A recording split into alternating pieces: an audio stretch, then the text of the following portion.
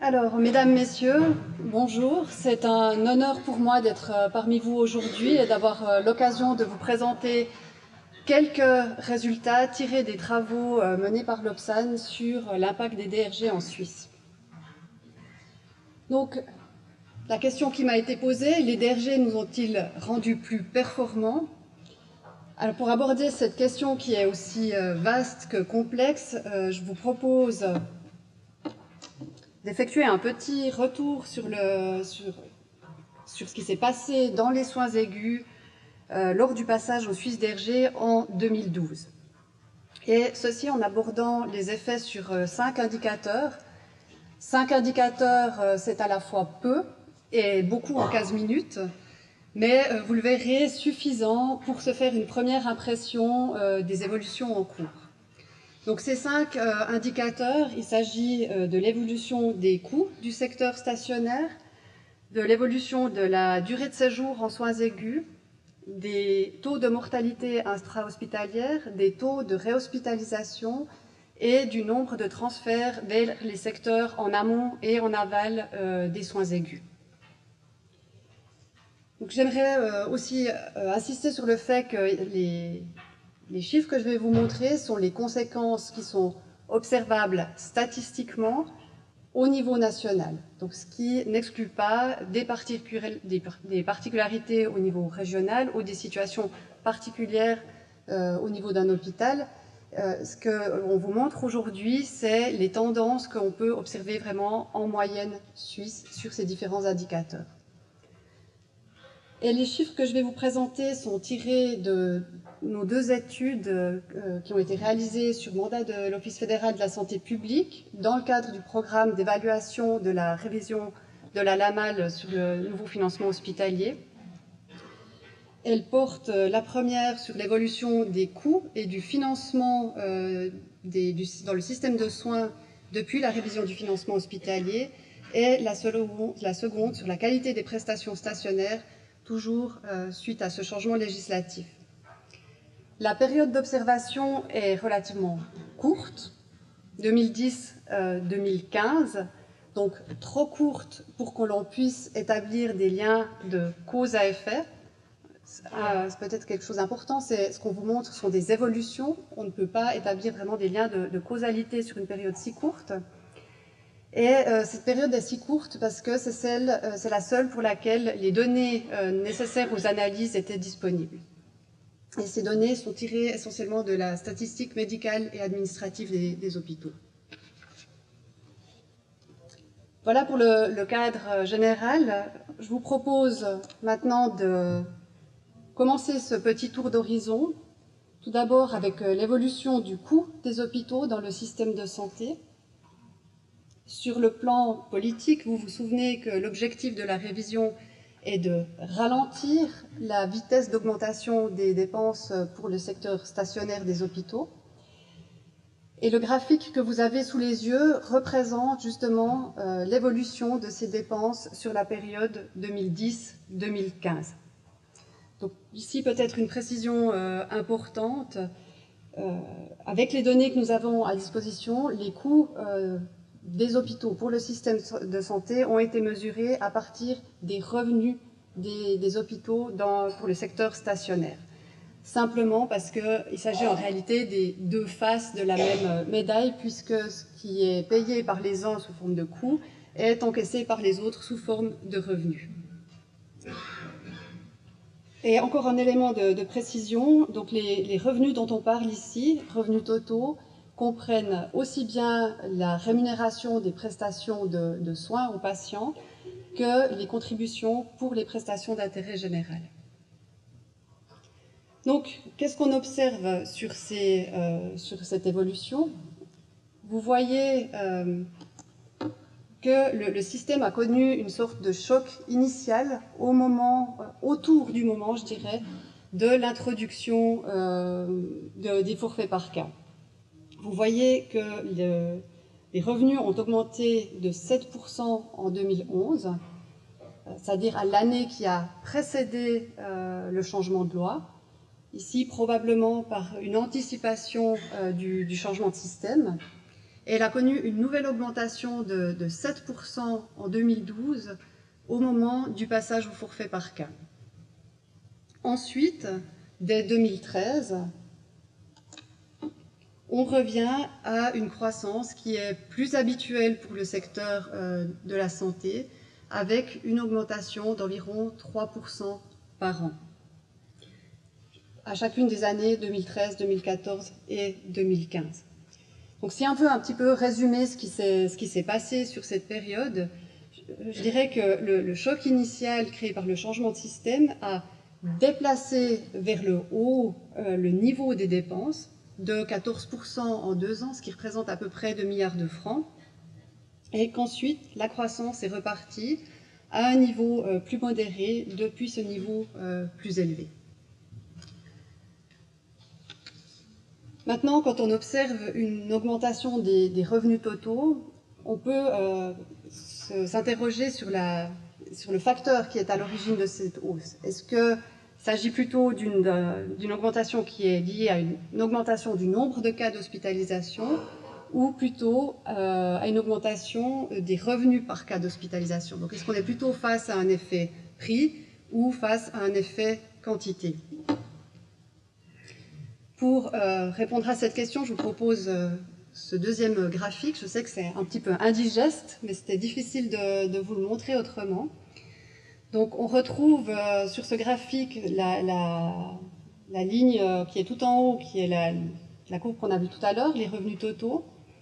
La ligne qui se trouve au milieu représente les revenus par cas.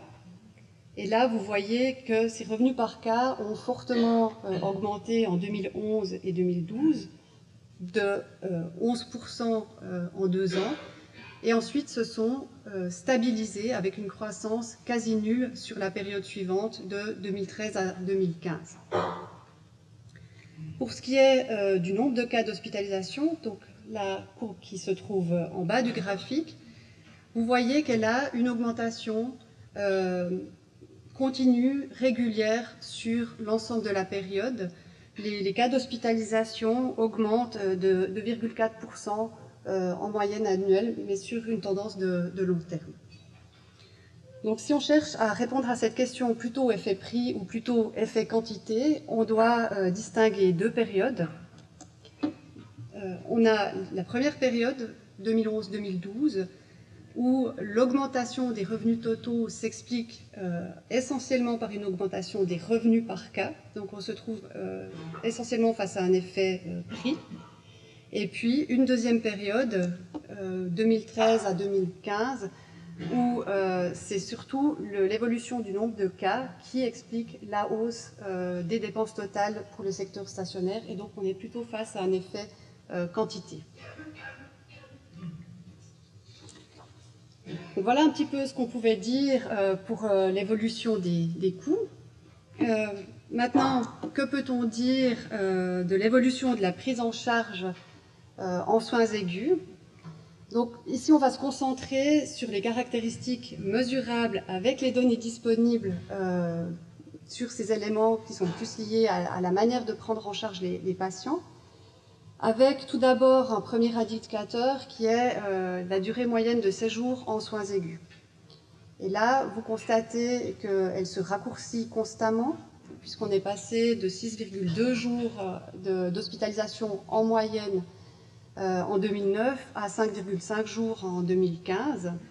C'est 16,8 heures en moins, ou formulé encore autrement, on sort en moyenne aujourd'hui 2/3 de journée avant de l'hôpital qu'il y a 6 ans. Autre caractéristique de la prise en charge, les taux de mortalité intra-hospitalière à 30 jours, dont vous voyez qu'ils sont restés stables sur la période à 1,8%. Et même si on complexifie un petit peu l'analyse en prenant en compte des variables supplémentaires que sont l'âge, le sexe et le diagnostic principal, on constate que ce taux de mortalité intra-hospitalière aurait plutôt eu tendance à reculer, puisqu'on le situe environ à 1,5% quand on contrôle pour les autres paramètres.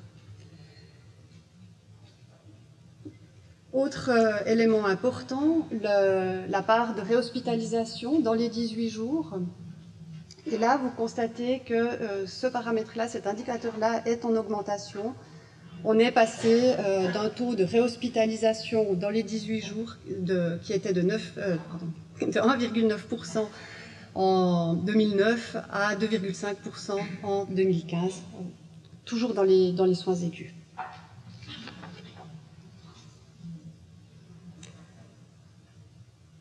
Et enfin, on observe aussi des modifications au niveau de ce qu'on a appelé les chaînes de prise en charge, c'est-à-dire la part des cas qui sont transférés vers d'autres secteurs de soins ou qui ont une suite de traitement dans d'autres secteurs de soins. Et vous voyez ici que les transferts vers les EMS et les soins à domicile ont bien augmenté sur cette période 2009-2015, puisqu'on est passé de 1,9% des cas d'hospitalisation en soins aigus qui avaient une suite de traitement par les soins à domicile en 2009 à 3,6% en 2015. Pour les EMS, on est passé de 2,9 à 3,6, donc là aussi une augmentation qui est statistiquement significative, mais un petit peu moins importante en volume que dans les soins à domicile. Pour ce qui est des transferts vers la psychiatrie et la réadaptation gériatrie, par contre, là, on est resté sur des valeurs stables sur l'ensemble de la période en moyenne nationale. Donc là, peu ou pas de changement. Par contre, il y a d'autres études qui nous montrent qu'il y a aussi des transferts partiels de prestations vers d'autres secteurs de soins qui, eux, se trouvent en amont de l'hospitalisation en soins aigus. On pense en particulier mais pas uniquement, à des prestations diagnostiques. Et ces déplacements en amont de l'hospitalisation concernent en particulier les spécialistes en cabinet et l'ambulatoire hospitalier. Et là, ce sont les résultats de l'étude du professeur Felder et co-auteur publiée en 2014 et les résultats de la très récente étude réalisée par le bureau Polynomics et qui a été publiée en début d'année.